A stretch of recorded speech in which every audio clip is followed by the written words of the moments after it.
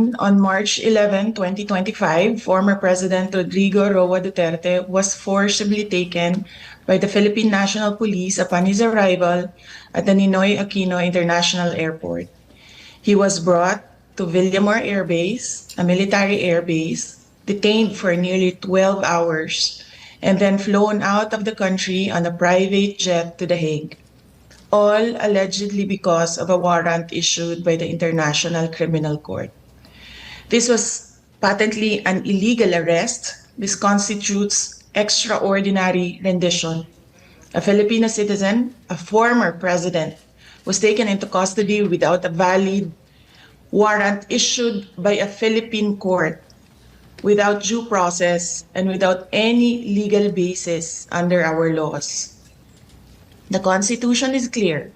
Section 2, Article 3 of our Constitution explicitly states, "The right of the people to be secure in their persons, houses, papers, and effects against unreasonable searches and seizures of whatever nature or for any purpose shall be inviolable, and no search warrant or warrant of arrest shall issue except upon probable cause to be determined personally by the judge after examination under oath or affirmation of the complainant and the witnesses he may produce, and particularly describing the place to be searched and the persons or things to be seized." This means that for an arrest to be lawful, it must be carried out pursuant to a warrant issued by a Filipino judge of a Philippine court. Nasaan po ang warrant of arrest na inisyu ng hukuman ng Pilipinas? Wala.